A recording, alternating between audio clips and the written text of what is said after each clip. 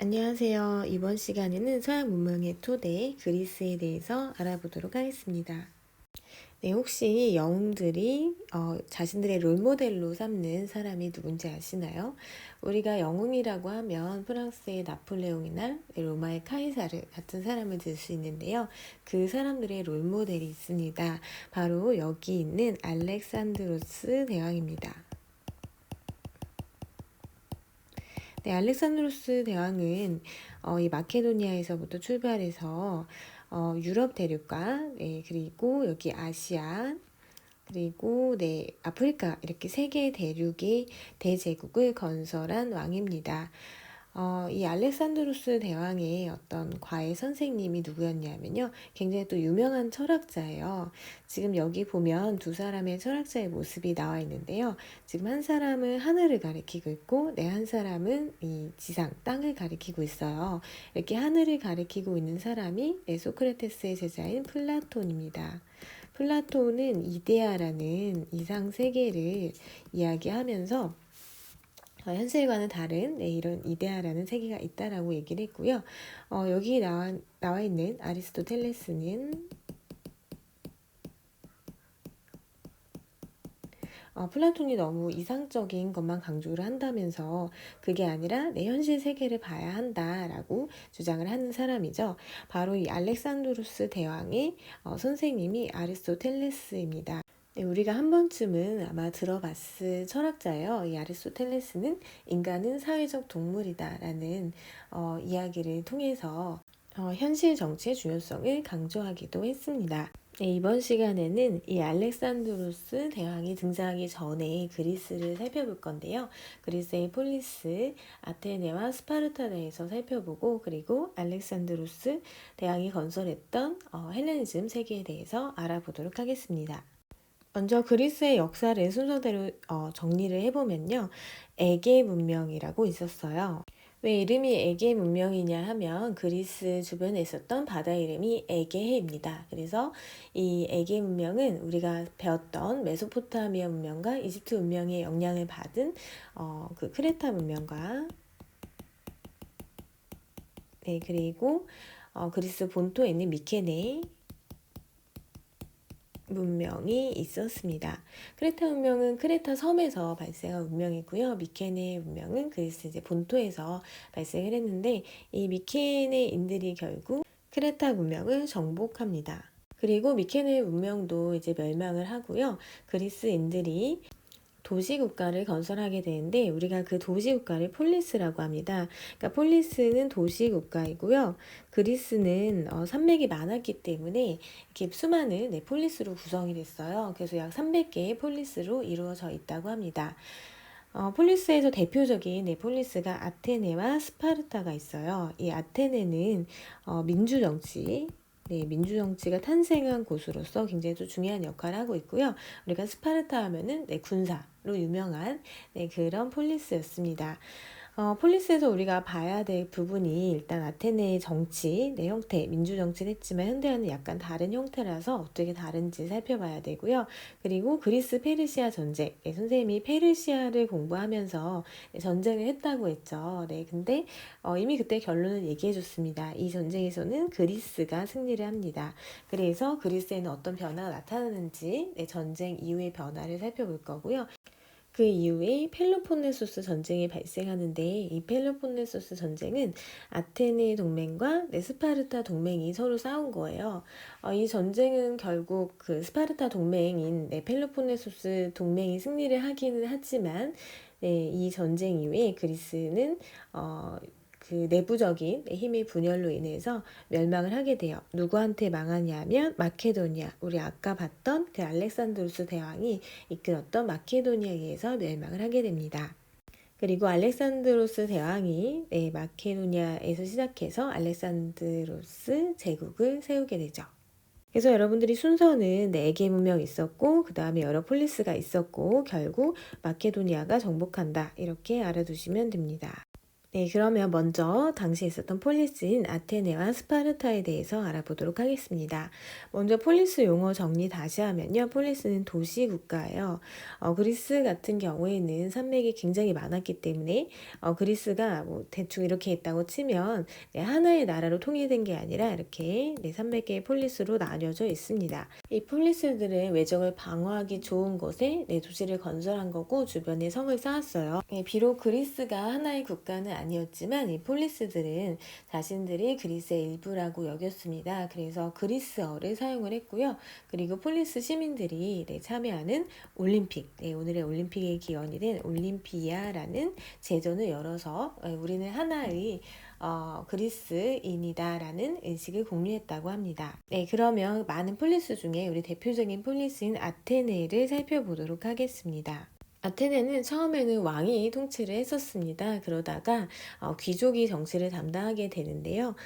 이 행정관이라는 행정관이라고 불리는 귀족이 통치를 했습니다. 그런데 이 폴리스에 있었던 평민들이 점점 이제 힘을 갖게 된 거예요. 왜냐하면 그리스는 주변에 바다가 있었거든요. 그래서 이렇게 바다를 통해서 무역하는 거 이런 거를 해상 무역이라고 하는데 이런 무역을 통해서 돈을 갖게 된 평민들이 우리도 정치에 참여하게 해달라라고 요청을 했던 거예요. 그래서 이제 솔론이라는 행정관 시기에 솔론이라는 행정관이 돈이 있는 평민에게 정치 참여를 허용을 해 주었습니다.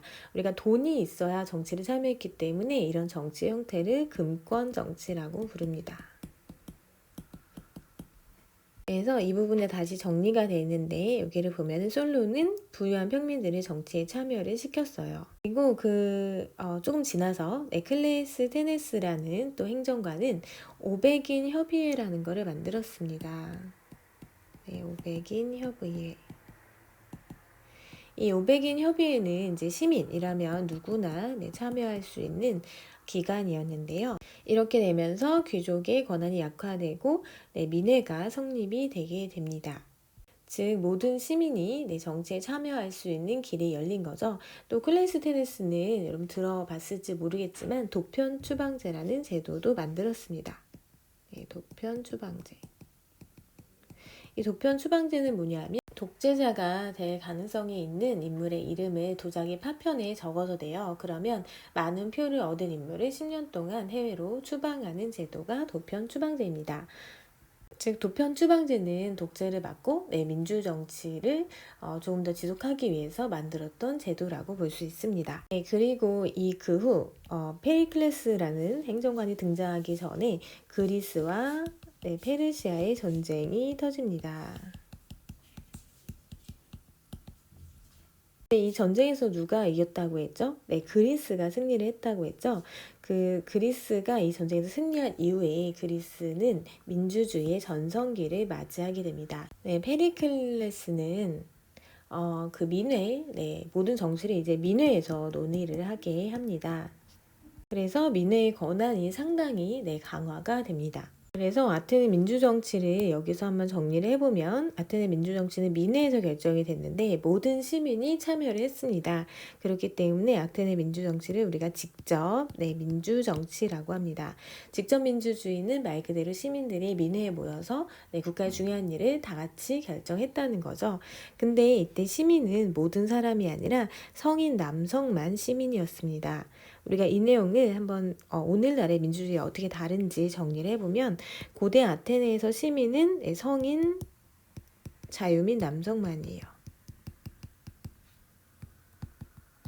즉 누가 제외됐냐 하면 제외된 사람이 여자는 안 되고요.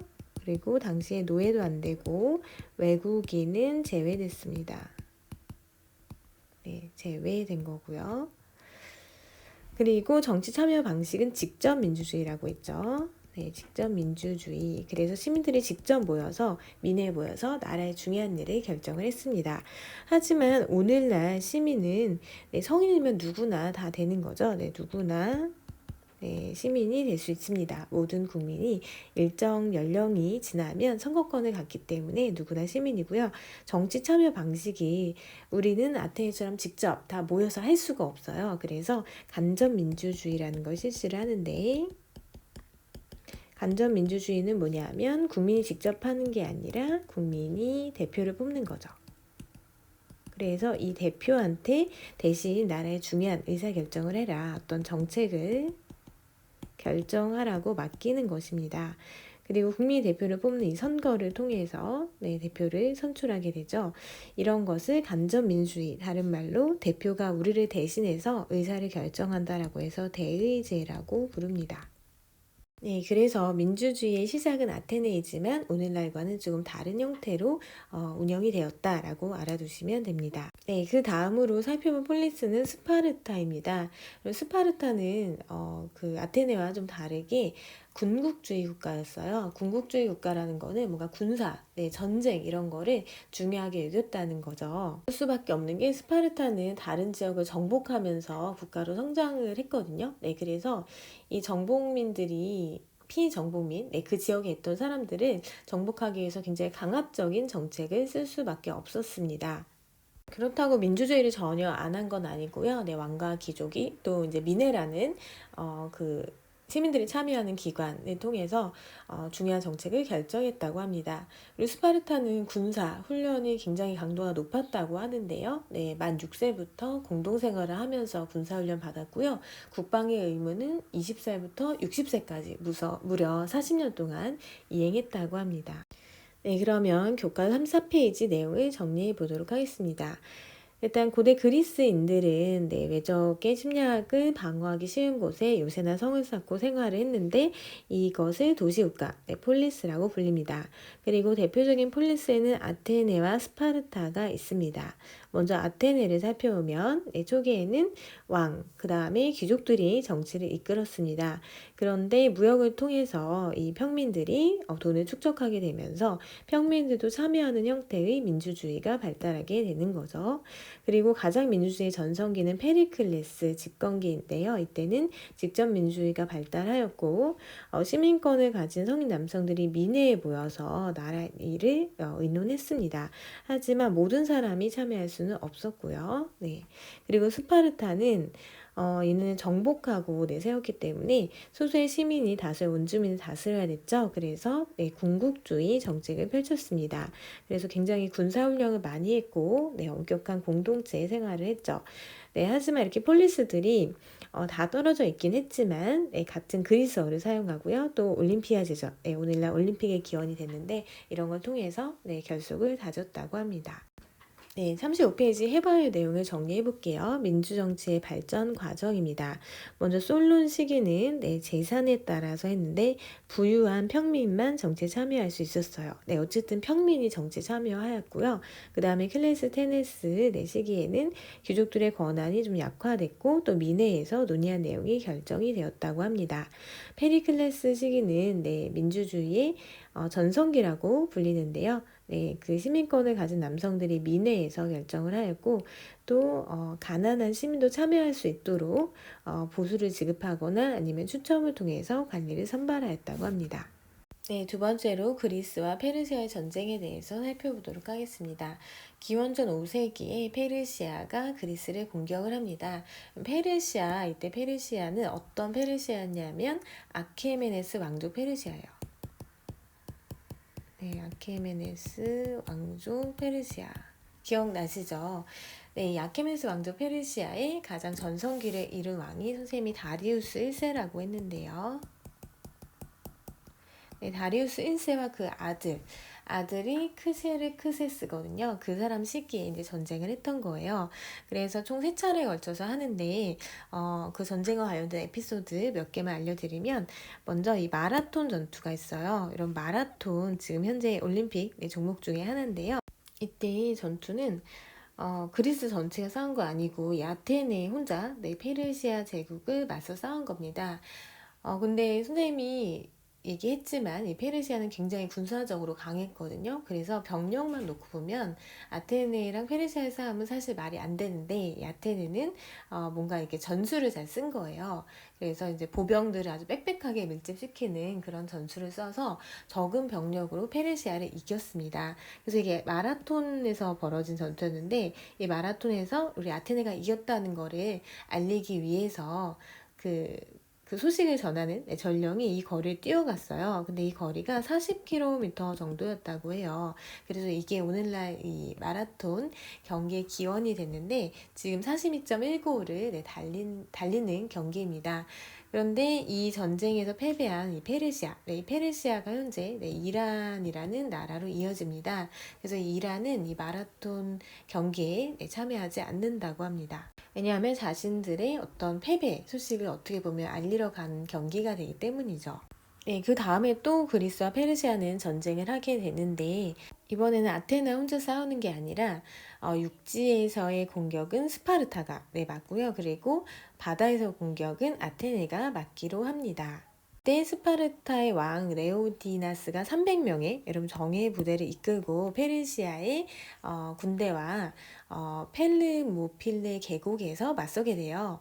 근데 이 300명이 모두 전사를 하게 되죠. 이게 영화 300의 내용이기도 합니다. 이 300명의 전사들이 용맹하게 싸워줬기 때문에 아테네가 바다에서 페르시아를 물리칠 시간을 가질 수 있게 됩니다. 아테네는 페르시아의 함대를 살라미스라는 이런 조그만 협곡이 있는 이런 지역으로 유인을 하게 되는데요. 페르시아 함선은 굉장히 컸기 때문에 이런 폭이 좁은 이런 해협에서는 큰 힘을 발휘할 수가 없었습니다. 그래서 이쪽으로 유도를 하게 돼서 아테네가 이 해전에서 승리하는데 이게 바로 살라미스 해전입니다. 어쨌든 이렇게 싸워서 결국 그리스가 승리를 하게 되죠. 그러면서 이 그리스의 민주주의가 아까 선생님이 전성기를 이룬다고 했어요. 민주주의, 아테네는 민주주의 전성기를 맞이를 하고요. 이 전투의 실패로 페르시아 같은 경우에는 아케메네스 왕조 페르시아의 어떤 권위가 점점 떨어지면서 이 왕조가 멸망하게 된다고 했죠. 전쟁에 승리한 이후에 아테네는 델로스 동맹이라는 거를 맺어서 또 앞으로 이런 전쟁이 나면은 대비해야 된다라고 주장을 합니다. 당시에는 이 전쟁에서 아테네의 공이 굉장히 컸기 때문에 많은 폴리스들이 이 동맹에 들어가게 돼요. 그런데 스파르타는 이 동맹, 아테네 중심으로 이런 동맹을 맺는 게 굉장히 못마땅해서 자기네도 동맹을 맺는데 그게 펠로폰네소스 동맹입니다. 그리고 이제 둘이 전쟁을 하게 되는데 동맹끼리 이 전쟁이 펠로폰네소스 전쟁입니다. 펠로폰네소스 전쟁에서는 스파르타를 중심으로 한 펠로폰네소스 동맹이 승리를 하게 돼요. 하지만 이 전쟁이 30년 동안 지속이 되면서 굉장히 또 혼란의 시기를 맞이하게 되고요. 전염병도 돌고 막 그랬어요. 그래서 결국 이 내전 이후에 국력이 약해진 그 그리스 전체는 마케도니아에서 멸망을 하게 됩니다. 교과서 내용 정리해 보도록 하겠습니다. 기원전 5세기에 이 페르시아가 전쟁을 해서 그리스를 공격을 했어요. 이것을 그리스 페르시아 전쟁이라고 하고 그리스 폴리스들은 연합해서 어쨌든 승리를 하게 됩니다.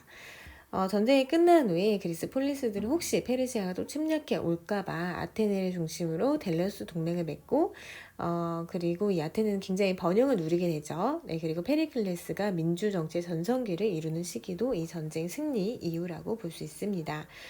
그러자 이제 스파르타를 중심으로 한 펠로폰네소스 동맹을 또 맺어서 아테네에 대항을 하게 됐는데 이러면서 펠로폰네소스 전쟁이 일어나죠. 이 전쟁에서는 즉 스파르타를 중심으로 한 펠로폰네소스 동맹이 승리를 하였지만 서로 싸우느냐고 그리스 전체의 세력이 약화됩니다. 그래서 결국 이 그리스는 마케도니아에서 멸망하게 됩니다.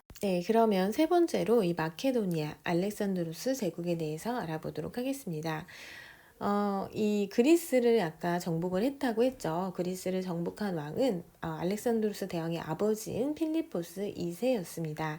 그리고 그 아들인 알렉산드로스는 기원전 4세기 무렵에 그리스, 이집트, 페르시아를 정복을 하면서 대제국을 건설하게 돼요. 그래서 보면은 이쪽이 유럽, 그리고 아시아, 아프리카 이렇게 세 개의 대륙을 정복을 하게 됩니다. 그리고 본인이 정복한 정복지에는 알렉산드리아라는 도시를 건설하는데 이 도시들에는 이제 그리스인들을 이주시켜서 머물게 하도록 합니다. 그러면서 자연스럽게 이 지역에 그리스 문화가 전파가 되었습니다. 알렉산드로스 대왕은 결국 그 당시 페르시아의 수도 페르시아 폴리스를 정복을 하게 되고 이로써 아케메네스 왕조 페르시아는 몰락을 하게 됩니다. 그리고 점점 더 이제 동방으로 진출하게 되는데 인도의 인더스강, 유역까지도 정복을 합니다. 근데 알렉산드로스 대왕은 좀 어린 나이에 죽는데요. 이 동방 원정을 떠났다가 돌아오는 중에 병에 걸려서 세상을 떠납니다. 그래서 30대 초반의 나이에 죽게 되죠. 알렉산드로스 대왕은 그리스의 문화를 전파시켰을 뿐만 아니라 포용 정책을 시행을 했는데요. 즉 페르시아 문화도 수용을 했습니다. 그래서 이제 동서 문화가 융합된 새로운 또 문화가 나타나게 됩니다.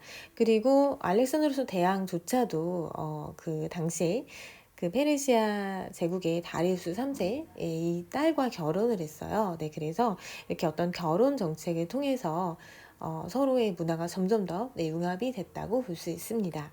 그리고 페르시아의 굉장히 강력한 왕권, 선생님이 중앙집권 체계를 이루고 있었다고 했는데 그거를 받아들여서 굉장히 또 강력한 왕권을 수용을 하는 모습을 보입니다. 네, 하지만 이 알렉산드로스 대왕이 죽은 다음에 후계자를 정하지 않았었기 때문에 나라가 이제 분열이 되고 결국 로마의 정복이 되게 됩니다. 네, 이 부분의 내용을 교과서로 정리해 보도록 하겠습니다. 먼저 그리스가 약해진 틈을 타서 마케도니아가 성장을 했고요. 이 마케도니아 왕인 알렉산드로스는 차례로 이제 그리스 정복하고 이집트, 페르시아까지 멸망을 시킵니다. 그래서 유럽, 아시아, 아프리카에 걸친 대제국을 세우게 되죠. 알렉산드로스는 정복지에 알렉산드리아라는 도시를 세우고 그리스인을 이주를 시켜요.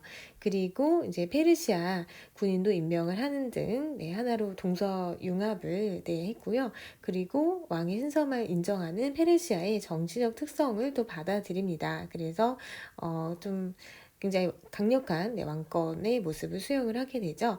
하지만 그가 죽은 뒤에 제국이 급격하게 분할이 돼서 로마의 나중에 정복이 되게 됩니다. 네, 이제 마지막으로 그리스 문화와 헬레니즘 문화에 대해서 살펴보도록 하겠습니다. 먼저 그리스 문화는 굉장히 인간 중심적인 모습을 나타냅니다. 네, 물론 그리스에는 여러 신들이 있었지만 이 신들이 굉장히 뭐 질투도 하고 고민도 하고 이러면서 인간적인 감정을 가지고 있었고요. 그리스의 예술과 건축 같은 경우에도 조화나 균형을 강조를 했다고 볼 수 있습니다. 그리고 또 하나의 특징이 철학이 굉장히 발달했어요. 우리가 흔히 알고 있는 뭐 소크라테스, 그리고 소크라테스의 제자가 플라톤, 그리고 선생님이 말했던 그 아리스토텔레스, 이런 사람들이 다 그리스 시기에 활동했던 철학자라고 볼 수 있습니다. 네, 다음은 헬레니즘 문화인데요. 이 헬레니즘 문화는 알렉산드로스 그 왕이 정복했던 지역에서 나타난 문화라고 볼 수 있습니다.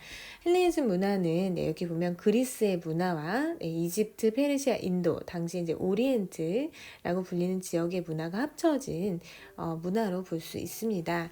헬레니즘 문화는 그리스 문화가 기반이 됐어요. 왜냐하면 알렉산드로스가 그리스 사람이었기 때문이죠. 그리고 여기에 페르시아 문화가 융합이 되었다고 보면 됩니다. 그리고 페르시아 문화의 특징은 세계 시민주의적 성격을 띠고 있다고 볼 수 있는데요. 이거는 뭐냐면 이제 폴리스가 쇠퇴를 한 거예요. 그리고 그리스가 이렇게 정복이 되고 하면서 폴리스가 약해진 거죠. 근데 이 폴리스는 잘 보면 어떤 공동체를 굉장히 중요하게 여겼었거든요. 개인보다는. 왜냐하면 그 민주주의를 하기 위해서는 정치에 시간을 내서 참여해야 돼요. 이 공동체 일에 시간을 내서 참여를 해야 되기 때문에 공동체 중심이었다고 볼 수 있습니다. 그런데 있던 폴리스가 무너지면서 이제 헬레니즘 문화는 이제 폴리스가 아니라 우리는 세계의 시민, 어떤 모든 인류가 평등하면서 세계 속의 국민이라는 생각을 갖게 된 거고, 그리고 개인의 행복을 중시하는 방향으로 나아가게 됩니다. 그래서 개인의 행복을 어떻게 하면 이룰 수 있는지 그런 거를 얘기하는 철학이 발전하게 되는데요. 그게 대표적인 게 스토아파. 스토아파는 금욕주의를 강조를 하게 되죠. 금욕적인, 욕심내지 않고 금욕적인 생활을 해야지만 행복에 이를 수 있다라고 이야기를 했고, 그게 아니라 개인적인 쾌락을 추구해야 한다는 에피크루스 학파도 이때 활동을 했습니다. 또한 이때 예술 작품을 보면은 굉장히 그 역동적이고 사실적이었고요. 그리고 과학도 발전하게 돼요. 뭐 여러분 알고 있는 아르키메데스라든지 유클리드 같은 학자들이 활동을 했습니다. 그리고 헬레니즘 문화가 인도에도 영향을 주게 돼요. 그래서 인도에서는 이렇게 불상을 당시에 보면은 그리스인의 얼굴을 한 이런 불상들이 나타나게 되는데 이런 거를 간다라 미술이라고 하죠. 네, 간다라 미술에도 영향을 주게 됩니다. 네, 문화를 정리해 볼게요. 먼저 그리스 문화는 인간 중심적이면서 합리적인 특징이 있었습니다. 그리스에는 또 철학이 발전하게 되는데요. 소크라테스, 플라톤, 아리스토텔레스와 같은 철학자가 활동했습니다. 네, 그 다음 헬레니즘 문화를 보면은 알렉산드로스 대왕이 정복 전쟁에 나선 이후부터 기원전 1세기부터 약 300년간을 우리가 헬레니즘 시대라고 합니다. 헬레니즘 시대는 그리스 문화를 기반으로 페르시아 등 이집트 그리고 인도 등의 다른 문화 요소가 융합된 그런 문화가 등장을 하게 되죠. 헬레니즘 문화는 그리스 문화 차이점이 있었는데 그것이 무엇이냐면 세계 시민주의적인 성격을 보여주고 있습니다. 왜냐하면 이제 폴리스의 테두리를 벗어나서 어떤 공동체보다는 개인의 행복을 중시하고 우리가 어떤 세계에서 동등한 시민이다라는 의식이 싹 텄던 거죠. 그리고 행복을 위해서 개인의 행복을 위해서 욕망, 금욕을 주장한 스토아파와 즐거움을 추구한 에피쿠로스 학파가 있었습니다. 그리고 자연과학 발달했다고 했죠. 아르키메데스 그리고 유클리드와 같은 사람이 활약했습니다. 지금까지 배운 내용을 정리해 보도록 하겠습니다. 먼저 1번 아테네 페리클레스의 집권기에는 직접 민주주의겠죠. 이게 발달하여 시민권을 가진 성인 남성들이 민회에 모여서 나란 일을 논의했습니다. 페리클레스는 그리스 페르시아 전쟁에서 승리한 이후에 민주주의 전성기를 이끌었던 그 아테네의 행정관이었죠. 그 페리클레스 전에 클레이스테네스라는 사람 시기에는 민회가 있긴 했지만 페리클레스 때 더 강화된 거고요. 클레이스테네스 시기에는 도편 추방제를 실시했다고 얘기했었습니다. 그 다음에 2번 기원전 5세기 무렵 서아시아를 통일한 페르시아가 그리스를 공격을 했죠. 여러 번 공격을 했는데 결국 그리스가 승리를 하게 되죠. 전쟁 후 아테네를 중심으로 한 델로스 동맹과 스파르타를 중심으로 한 펠로폰네소스 동맹이 맺어지고 이들끼리 전쟁을 하게 되는데 그게 펠로폰네소스 전쟁이죠. 그 폴리스 간의 다툼으로 쇠퇴를 하였고 결국 그리스는 마케도니아에 의해서 멸망을 하게 됩니다. 그리스 문화의 특징은 인간 중심적이고 합리적이었죠. 그리고 철학이 발달했다고 했고요. 그리스 문화를 기반으로 페르시아 등 다른 문화 요소가 융합된 헬레니즘 문화는 그리스 문화 다르게 세계 시민주의 성격을 띈다고 했죠. 왜냐하면 이제 폴리스가 해체가 됐기 때문에 폴리스를 벗어나서 우리는 동등한 시민이다라는 것과 또 다른 특징은 개인주의가 발달했다는 거죠. 그래서 개인의 어떤 행복을 추구하기 위한 철학이 등장을 하게 됐다라고 했습니다. 오늘은 그리스와 헬레니즘에 대해서 많은 내용을 배웠는데요. 내용 잘 정리해 두시고 다음 시간에는 또 다른 서양 문명의 토대인 로마에 대해서 알아보도록 하겠습니다. 수고하셨습니다.